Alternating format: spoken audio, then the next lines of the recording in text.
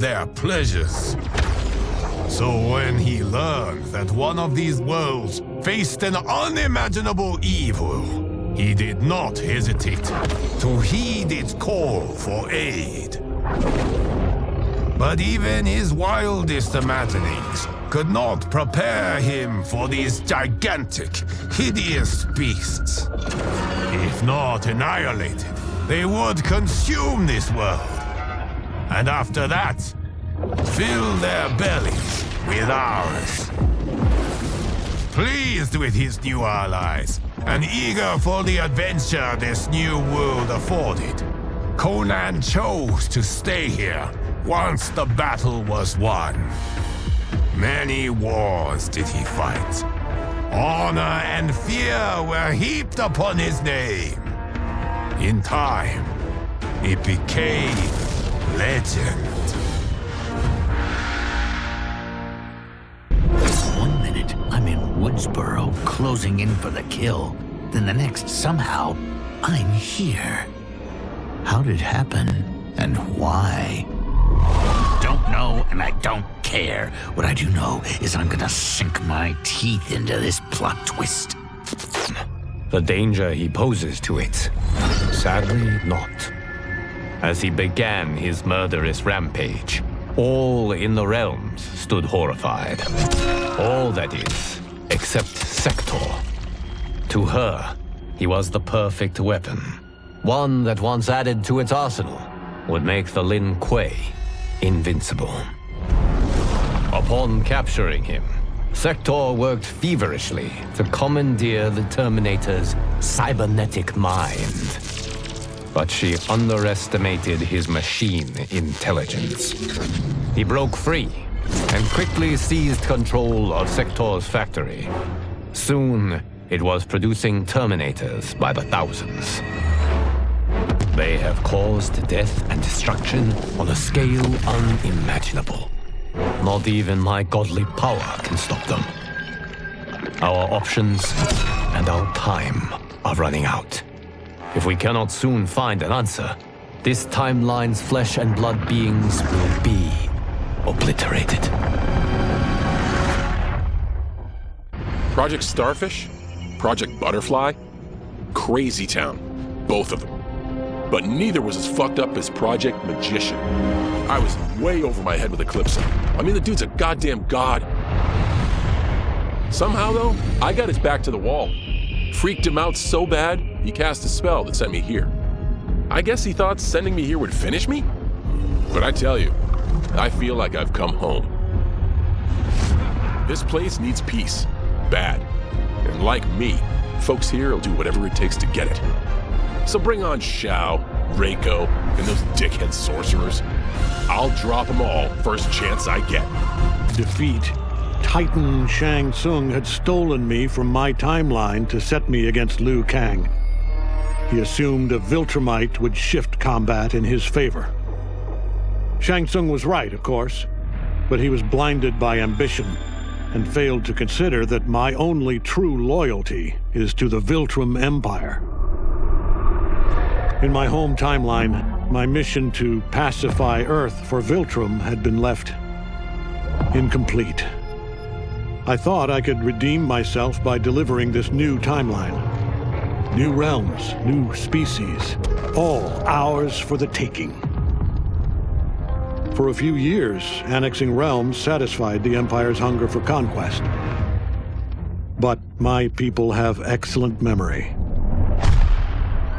I knew sooner or later we would return to our own timeline, to Earth, to finish my original mission.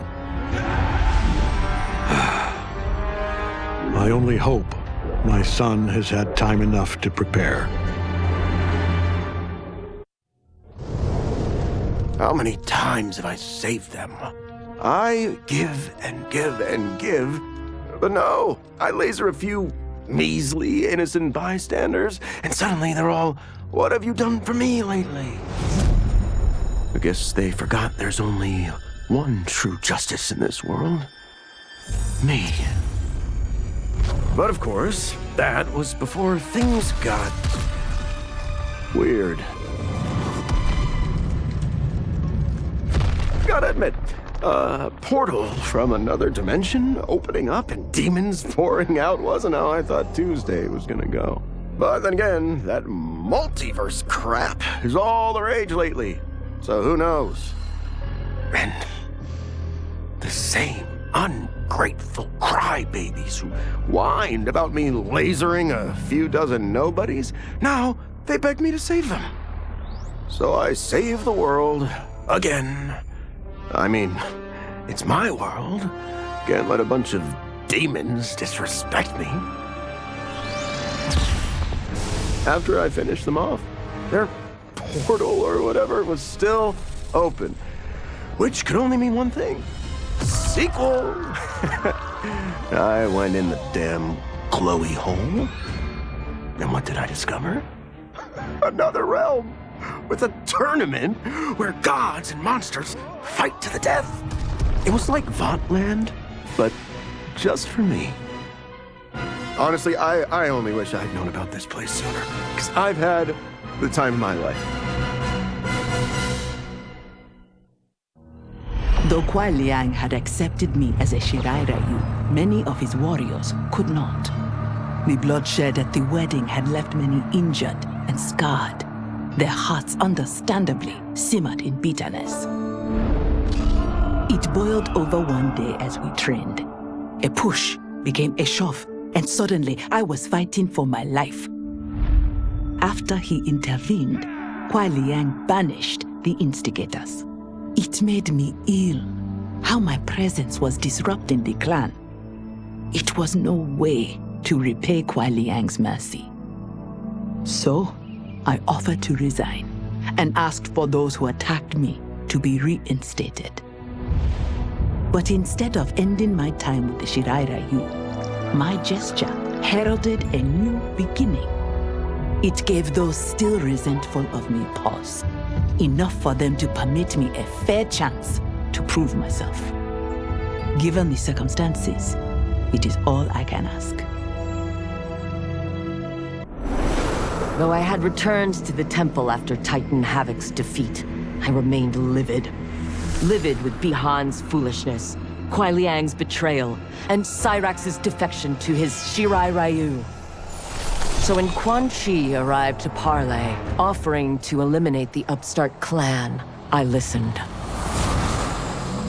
For his services, Quan Chi asked that I retrieve an amulet that was locked away in the Temple of the Elements. No small task, given its wards and guardians, but one worth undertaking if it would finish the Lin Kuei's rivals. But before I could find the amulet, I found Bihan. There he was, imprisoned and forgotten, when Liu Kang had promised to restore him. As I rescued Bihan, all thought of retrieving Quan Chi's treasure was quickly forgotten. I will never forgive Liu Kang for this betrayal. That he is a god will not stop me from seeking vengeance. As I regained consciousness, I regained my memories. My transformation into a creature of chaos. My defeat of Titan Havoc. And my failed confrontation of Liu Kang. Sector was obsessed with finding the means to purge my soul of Titan Havoc's corruption. She was shocked when I told her she should do no such thing. Infusing my soul with chaos did not damage me. It enriched me. By embracing randomness and chance, I have unlocked vast new powers. My combat is less predictable, more formidable, and radically more lethal. Titan Havoc gave me these gifts to use in fomenting his chaos. Instead, I will use them to fight for the Lin Kuei. Kang, the Shaolin, my brother and his clan, will yield in terror when confronted by my perfection. It's heads. Kenshi said I couldn't do it. But he didn't know what I knew. That the family's bosses were meeting to talk shop and settle disputes. In one fell swoop, I could decapitate them all. As I nursed whiskey and negotiated, I waited. My moment came, then was cut short when a fiery portal opened. Out of it stepped men I'd never seen before. And from the boss's low bows and averted eyes, I could tell they were the ones really in charge. Listening in, I learned they run the Red Dragon, an ancient clan secretly behind all of Earthrealm's crime families. I could crush the Yakuza, but these Red Dragon would simply replace it, probably with something even worse. I'm facing a powerful new enemy in my war on the underworld, one I never saw coming, and I've got to finish them, or die trying. For a moment, Jared took control. We fixed the damage which had allowed him, and reimposed our collective will. But the damage went further than we thought. Without Quan Chi's aid, the spell which birthed us would fail. All of our souls would die. We freed the sorcerer from captivity. But after healing us, he betrayed us. He schemed to make us his slave once again. Combat was fierce, yet we persisted, finding strength in the unique abilities of our collective souls. Now we must decide our future path. Reconciling our desires will be difficult, but reconcile them we must. If not, we will be consumed by civil war.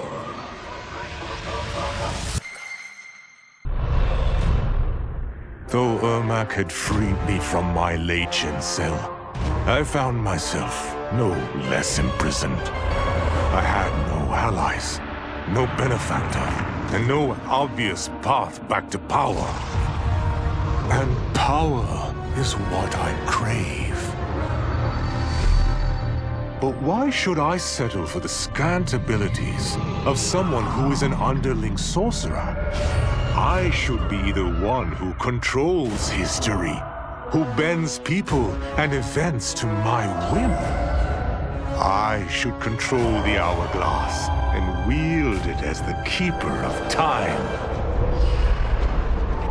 While I search the realms for the hourglass, I further master the dark magic needed to destroy Liu Kang. My quest may take a lifetime, but it will be worth it. For when I succeed, I will achieve omnipotence. After escaping Leichin prison, I was hounded by the Imperial Police. I needed a place to hide and to recuperate while I plotted the best way forward. I knew the remote canton of my youth would be perfect. To escape capture, I traveled by sea. Little did I know that a gargantuan storm was brewing. My tiny craft was smashed apart. I closed my eyes, waiting to drown, hoping that the Netherrealm wouldn't claim my soul. But when I reopened them, I found myself not in hell, but on a deserted island. From its ruins, I could tell that great sorcerers had once lived there. In the caves beneath the ruins, I found what I can only describe as a well of souls. Once I learn how to wield its power, I will become invincible. With General Shao freed from prison, we began raising a new army against the royal family. Though many were eager recruits, few were good at soldiering. It was so bad, the general was forced to change tactics. He decided that we needed a doomsday weapon. That weapon isn't a thing, though. It is a monster. Onaga, the Dragon King. The general told me the old legends were true. That his ancient ancestor defeated Onaga, trapping him deep inside Mount Sagan. The Dragon King is still there today. His pent-up fury waiting to be unleashed. Because Onaga is so dangerous, the general wouldn't risk trying to tame him before. But now, he feels we have no choice. Though I likely won't survive, I accept this mission gladly. I can think of no greater honor than to give my life in the general's service. The battle had been lost, but the war isn't over. I won't stop fighting until I take Outworld's throne. That they thought Lei Chin prison would hold me is laughable. Once free, I began planning my next campaign. I would need an unstoppable army to overthrow Melina. Unfortunately, most of my former soldiers lacked the courage to rally to my standard. Rebuilding my army would require finding new recruits. And that task is proving easier than expected. Outworld's golden age has left more than a few behind. Without hope, without power, they eagerly heed my call to tear down Melina's government. After fleeing Outworld, I hadn't expected to return. But then I also hadn't expected the new Empress to make me an offer I couldn't refuse. To thank me for helping stop General Shao's rebellion, she asked me to be her emissary to the Zaterrans. Going home, bearing the seal of the royal house, I would show, once and for all, that my mutation wasn't to be feared. That it wasn't a source of shame. To my surprise, I was welcomed. But those warm smiles hid a dark secret. I stumbled upon a trove of official records, which showed that my shape-shifting ability isn't unique. Many Zaterrans are born with it, but are killed by their government to keep it from spreading. Who started this barbaric policy? Who is now enforcing it is unknown. But I will find out, and I will put an end to this madness. As the darkness enveloped me, I took a long last look at my family. I did not expect to see them again until their souls joined mine in the living forest.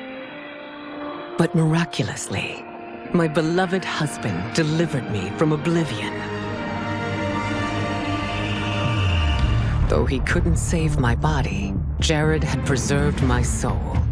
Like him and countless others, I am now a part of Ermac. Yet ours is not a peaceful repose. The collected souls within Ermac have their own needs and agendas. Before we can speak as one, we must first reach consensus. I had thought, as the former rulers of Outworld, I and Jared would hold sway. But here we are, two souls among many thousands, fighting for the right to be heard. And if there is one thing we do well together, it is fight. We will win the right to govern Ermac as we once had governed Outworld. And we will rule for the benefit of all. I had broken the Lin Kuei free of Liu Kang's enslavement. We were now masters of our destiny, and could take our place among Earthrealm's great nations. But taking and holding territory would require a vast army. I needed more fighters to make our presence felt. Then I recalled Shang Tsung's dragon warriors. An army of them would be unstoppable. But trafficking in such strong magic would surely draw Liu Kang's attention.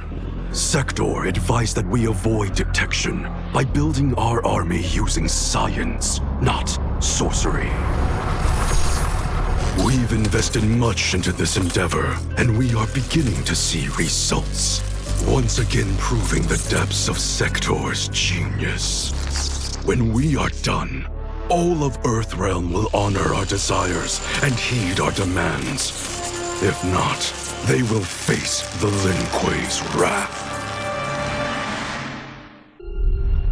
Kuai Liang and I were working hard to build our new clan. But even with the help of his close friend Harumi, it was difficult. The biggest problem was finding the right initiates. Then, one night, while walking outside Harumi's compound, I was attacked. I thought at first it was a Lin Kuei assassin, but his strikes were too uncertain, too angry. My attacker, it turns out, was a boy. Homeless and hungry, his assault was born of desperation. He needed money so that he could eat. It was like looking at myself 15 years ago. I would have ended up just like him if the Lin Kuei hadn't taken me in. So I took the boy to Kuai Liang, who also appreciated his fire. We made him our first initiate. The boy's name? Hanzo Hasashi. No sooner had Titan Shang Tsung been defeated than Bihan and his loyalists hunted us down. Outnumbered, we fled to Japan. There, we sought refuge from an old family friend. As children, we played together. But Harumi Shirai was a woman now, the head of her clan. Her strength, beauty, and intellect awed me. Also incensed by Bihan's betrayal, Harumi agreed to help me forge a new clan, one that would stand against him and defend Earthrealm. Her aid proved invaluable, and as time went on, we grew closer. To honor Harumi and pay respects to my new bride, I named the clan after her, calling it the Shirai Ryu. Now the battle against my brother begins in earnest. The Shirai Ryu won't rest until Bihan is defeated and the Lin Kuei's honor restored. Though the barriers between timelines had been rebuilt, there was no question that they could again be broken. Protecting this timeline would require eternal vigilance, so that it could not fall victim to further outside aggression. But nothing in my countless lifetimes had prepared me for this task. In none of them had multiple timelines ever coexisted. Monitoring them for threats was an entirely novel problem. It would require a novel solution. I discovered that though the timelines no longer touched, their meeting had left them intertwined. I can now secretly surveil all timelines, keeping watch for potential danger. It pleases me to do this service for the new era. Lord Liu Kang may rest assured that it is secure.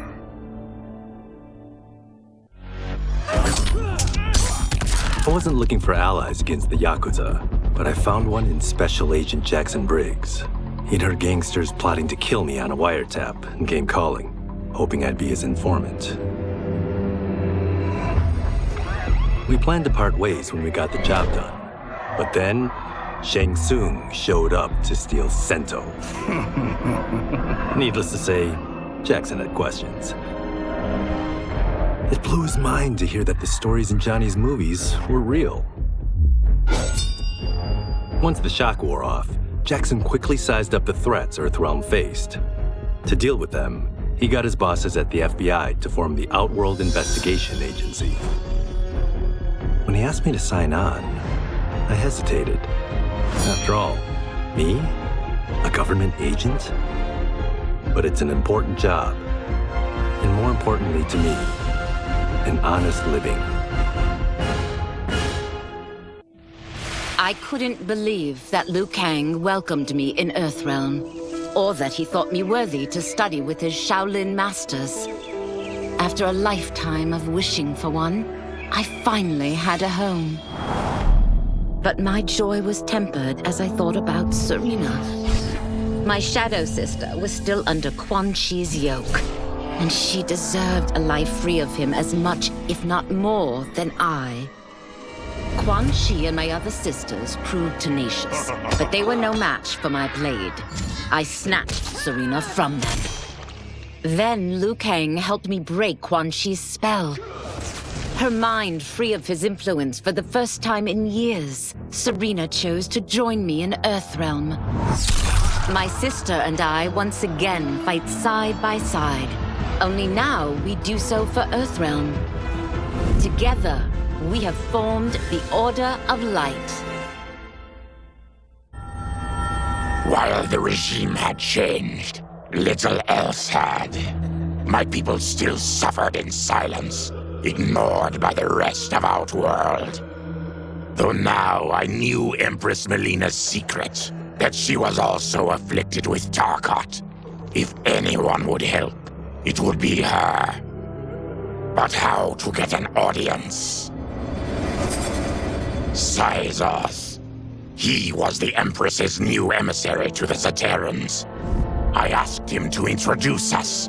At great personal risk, he agreed. And as I'd prayed, the Empress was willing to meet. Even better, she would visit the colony. She was shocked to see how we lived. She moved quickly to provide for our care and comfort. Thanks to the Empress and Syzoth, we Tarkatans are no longer pariahs. Until our disease can be cured, that will do. Until recently, I hadn't met Li Mei, but I had heard the stories.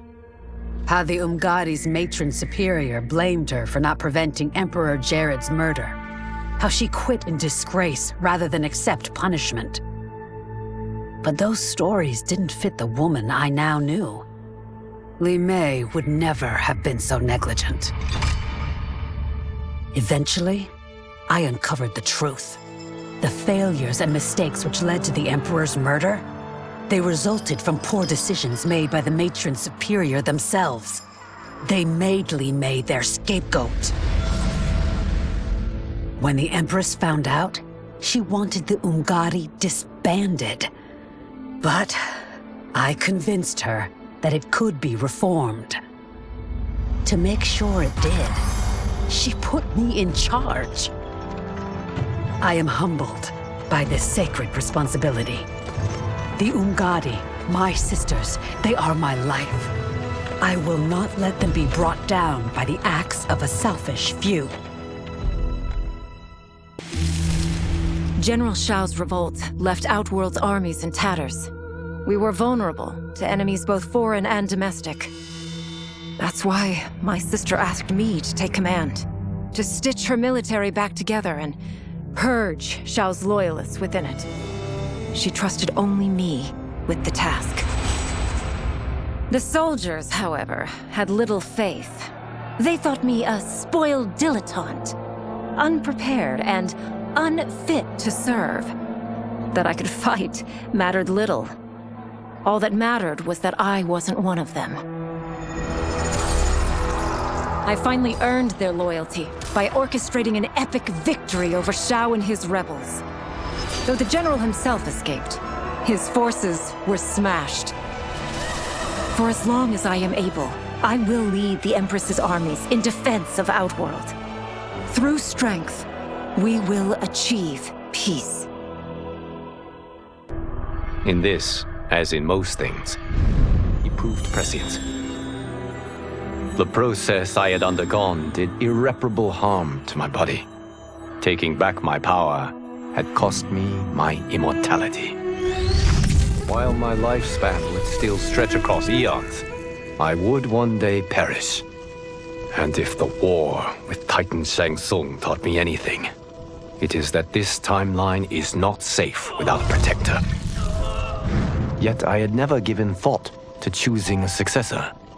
Who is it that could replace me and protect my new era? The answer, of course, is Geras. Tireless and meticulous, he is perfectly suited to be entrusted with this grave duty. And no one knows better the temptations of the hourglass. I have no doubt he will be above them.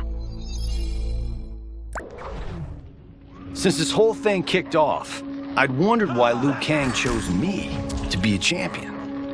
I mean, sure, I was killing it as a martial arts star, but it's one thing when it's all for show. It's different when you're playing for keeps. Then Liu Kang let me in on his master plan. He wanted the masses to know about the world beyond them, the one filled with gods and monsters, and he wanted me to tell them about it. But I knew revealing the truth all at once would be too shocking of a plot twist for most. That's why I pitched doing a bunch of stories, to slowly get people used to it. And if there's one thing I can do, besides kick ass in combat, it's build a cinematic universe. I'm serving up movies, streaming series, games, you name it. I like that I'm doing a public service, and it doesn't hurt that I'm making more than a few bucks. It's the kind of synergy that would make any studio mogul proud. It was inevitable that the Shaolin Masters had me join them. They knew just how much future initiates could learn from me. Shujinko was one of my earliest. His ability to absorb anyone's powers and skills was amazing. With the right training, he could become our greatest champion. I knew that I alone could give it to him. But as his proficiency grew, so did his ego. In love with himself and his power, Shujinko became a threat to the realms. He hadn't learned humility, because I wasn't the one who could teach it. I should have listened to Raiden's warning and not tried to train Shujinko alone. After he was subdued, Shujinko's accumulated abilities and memories were taken from him. He is once again a new initiate, ready to begin his training. This time, Raiden and I train Shujinko together. He will become the champion he is destined to be. And I will fulfill my duties humbly and cooperatively. Though worried about how the public might react, I met with Baraka to discuss his Tarkatans. Speaking from his heart, he moved me. I agreed to visit his colony and see how his people lived. The conditions were atrocious. This was one of my mother's few mistakes. Like all Outworlders, she treated Tarkatans with scorn.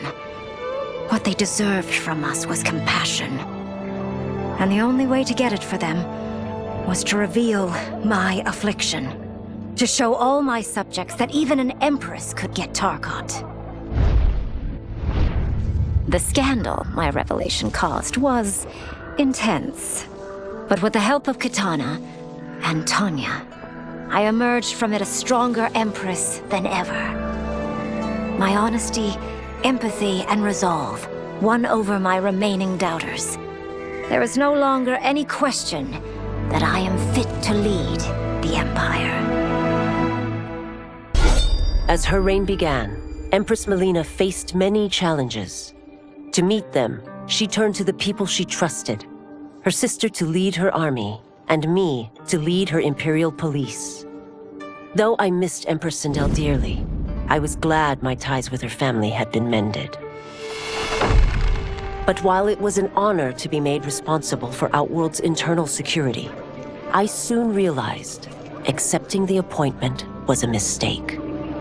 I'm not cut out to be a bureaucrat, nor am I patient enough to navigate the Imperial Court's politics. I was at my best patrolling Sundo's streets, when I could feel the city's pulse and serve and protect its citizens directly. That's why I resigned my post and resumed my role as Sundo's first constable.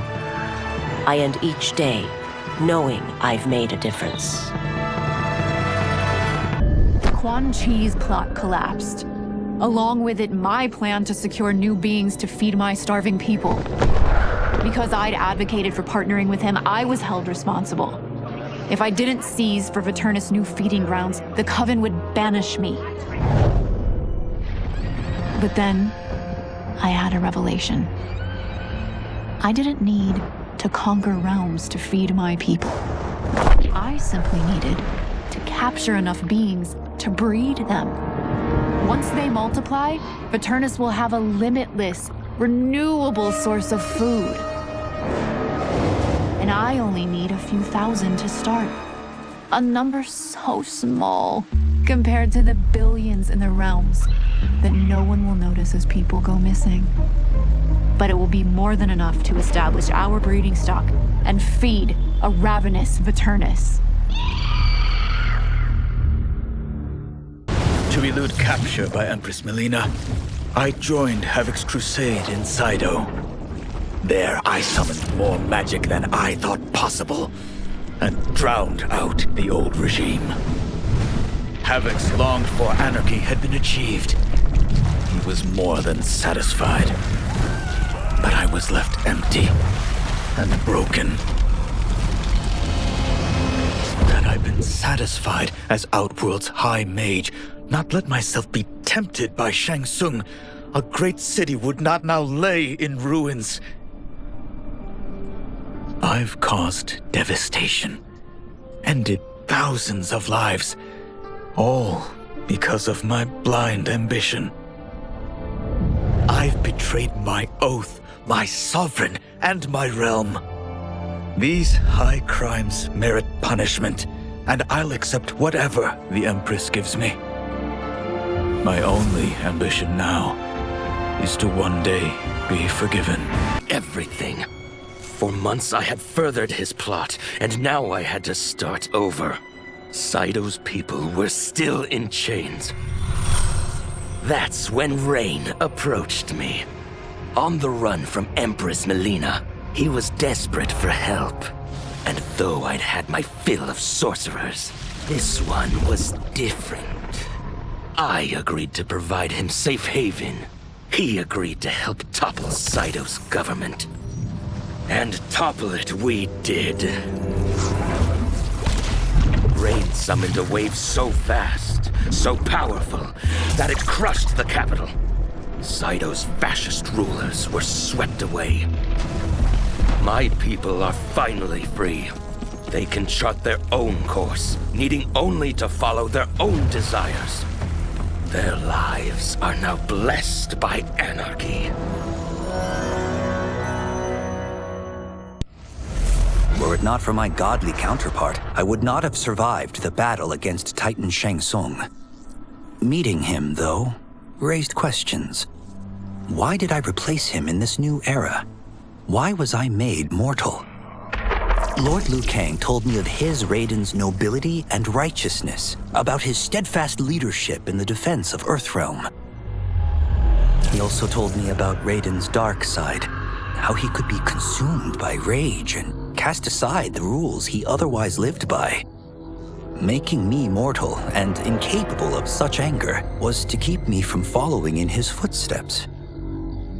Though I understood the reasons why, I felt I had been done a disservice. To survive the coming battles, I may need the edge that only great rage can bring. As the Shaolin couldn't aid me, I sought out someone who could. Someone to stoke the fire within me and teach me to master it.